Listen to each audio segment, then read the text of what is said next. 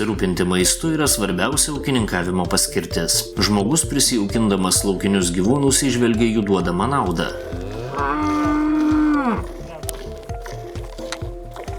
Iki šiol naminiai gyvuliai tobulinami, mokslininkai išveda naujas jų veisles, geriau tenkinančias žmonių poreikius.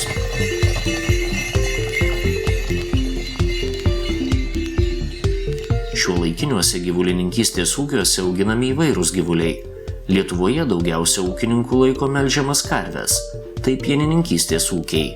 Mažesniuose ūkiuose laikoma 10, 20, 30 melžiamų karvių. Kai kurie tokių ūkių šeimininkai pieną savo ūkyje ir perdirba. Gamina varškę, sūrius, grietinę, sviestą, jogurtus. Viską, kas gaminama ir pieno perdirbimo įmonėse. Tokie nedideli ūkiai dažniau nei kiti ūkininkauja ekologiškai. Tai reiškia, kad ūkyje nenaudoja cheminių priemonių, gyvulius šeria natūraliais pašarais, gydo vaistažolėmis ar homeopatiniais vaistais. Lietuvoje kasdien primelžiama apie 4000 tonų pieno, tai maždaug 15 000 vonių arba 2 dideli olimpiniai baseinai. Didžioji dalis pieno į perdirbimo įmonės atvežama iš didelių pieno ūkių, kuriuose laikoma 100 karvių. Didžiausiame Lietuvos pieno ūkyje jų yra apie 3000. Vidutiniškai viena karvė per metus duoda 7-8 tonas pieno. Šiuolaikiniuose ūkiuose naudojamos modernios technologijos, palengvinančios ūkininko darbą. Įrengtos melžimo aikštelės, kasmet vis daugiau ūkininkų fermas robotizuoja.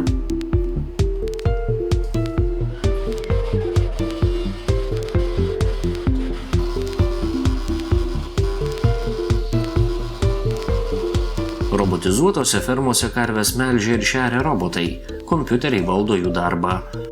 O ūkininkas visą informaciją apie gyvulių sveikatą ir įrengimų darbą gauna SMS žinute.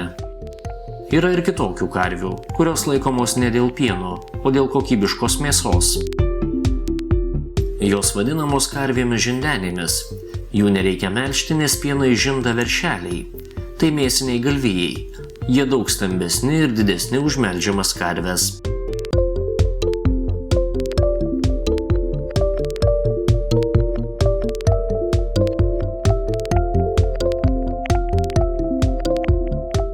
Per 1,5 metų veislinis mėsinis jautukas užauga iki 700–800 kg svorio.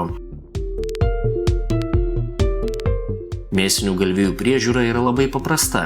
Jie visą vasarą ganosi pievose, žiemą jiems reikia šieno ir paprasto tvarto, kad būtų kur pasislėpti nuo vėjo ir lietaus. Žiemos šalčių jie nebijo, žiemą taip pat mėgsta būti lauke. Mėsinių galvijų yra įvairių veislių. Vienos labiau tinka ekologiniam ūkininkavimui, nes nereiklios pašarui, praminta skurdesnėse pievose, auga lėčiau. Kitos veislės auga greičiau, tačiau joms vien žolės paėsti negana. Reikia duoti miltų, pagaminti šienainio žiemai. Mėsinių galvijų mėsa, jautiena, yra labai vertinama dėl didelio baltymų, mineralinių medžiagų ir kai kurių vitaminų kiekio. O žmogaus organizmui šios maisto medžiagos yra būtinos.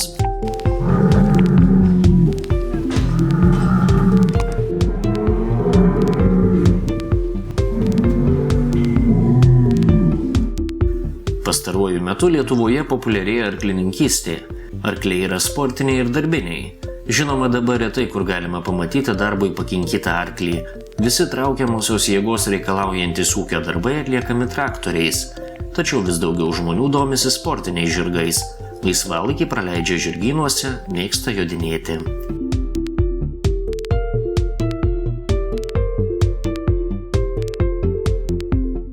Nebūtina būti sportininku, kad galėtum jodinėti. Žirgai gali būti geri draugai. Todėl kartą apsilankę žirgyne daugelis žmonių ten sugrįžta vis dažniau. Tai puikus laisvalaikio praleidimo būdas. Žirgai net naudojami žmonėms gydyti, nes teigiamai veikia emocijas, ramina. Tai vadinama hipoterapija. Žirgus laikyti nėra paprasta. Jie dideli ir stiprus gyvuliai, todėl turi būti įrengti tvirti gardai. Kad žirgas neprarastų sportinės formos, juos kasdien reikia treniruoti. Treniruotėms įrengiami maniežai, aikštelės lauke.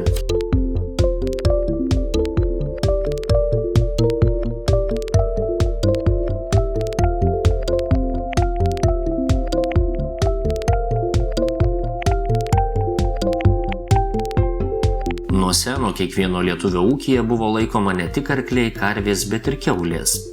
Dabar kiaules augina dideli kiaulių kompleksai, kuriuose laikoma tūkstančiai kiaulių. Jos auginamos fermose, kur daugelį darbų atlieka technika. Kiaulės šeriamos automatinėse šeryklose, kurios pašaro prisipildo pagal nustatytą grafiką. Kiaulės palyginti greitai augantis gyvulys. Mėsai paršeliai auginami iki tol, kol priauga apie 100 kg. Tai vadinami bekonai. Tokį svorį bekonai pasiekia maždaug per 5-6 mėnesius. Gerai šeriami paršeliai per parą gali priaugti 600 gramų ir daugiau. Avys ir ožkos. Iš naujo atrasti gyvuliai. Kurį laiką juos mažai kas augino, o dabar populiarėja visoje Lietuvoje. Viena iš priežasčių – turime daug nenaudojamų pievų, kurios yra puiki ganykla. Šiems gyvuliams nereikia brangių ir didelių tvartų, kaip pavyzdžiui karvėms.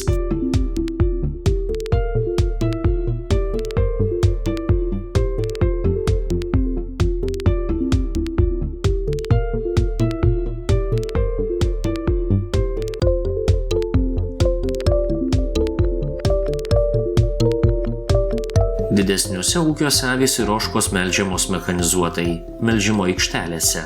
Melžiant joms duodami pašarai, todėl gyvuliams tai teikia dvigubą malonumą. 2 kart per dieną, kai ateina laikas melžtis, jos atbėga pačios. Tokioje melžimo aikštelėje apie 100 avių ar ožkų pamelžiama maždaug per valandą.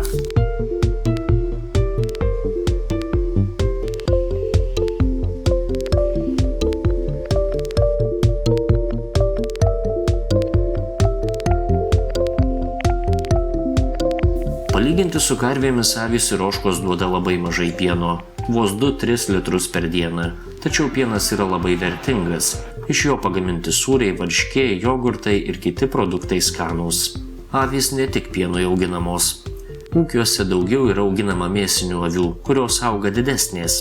Vis daugėja ir žmonių, kuriems patinka ypatingas avių mėsos skonis. Be to, iš avių vilnos verpiami siūlai, iš kailių siuvami kailiniai. Ūkininkai augina labai įvairių veislių gyvulius. Veislės išvedamos atrenkant pačius geriausius gyvulius. Dabartinių veislių gyvuliai auga daug didesni, duoda daug daugiau pieno nei mūsų senelių ar prosenelių augintos. Tačiau yra ūkininkų, kurie iki šiol augina senąsias lietuvių ūkininkų mėgtas gyvulių veislės. Tai labai retos veislės, kurias reikia išsaugoti, kad neišnyktų. Šeimosios baltnugarės, Lietuvos juodmargės ir žalosios karvės skiriasi savo išvaizda, spalva. Įsivaizduokite, kaip gražiai anksčiau atrodė karvių bandos, kokios jos buvo spalvingos. Dabar tokias karves laikantys ūkininkai sako, kad nors senųjų lietuviškų veislių karvės duoda mažiau pieno nei dabartinės juodmargės, tačiau jų pienas skanesnis. Tarp saugomų lietuviškų gyvulių veislių yra ir Lietuvos baltosios vietinės kiaulės. Iki šiol išlikusios ir labai mylimos senosios arklių veislės – žemaitukai ir Lietuvos sunkieji. Lietuvos sunkieji arkliai ir dabar yra vieni iš stipriausių ir didžiausių arklių. Jie dirbdavo pačius sunkiausius ūkio ir miško darbus, buvo didžiausi ūkininkų pagalbininkai. Žemaitukai taip pat geri darbininkai, tačiau jie dažniau buvo naudojami jojimui, kinkomi į prabangias karietas. Ir dabar dažnai galima pamatyti šventėse žemaitukus, traukiančius karietas pilnas pramogautojų.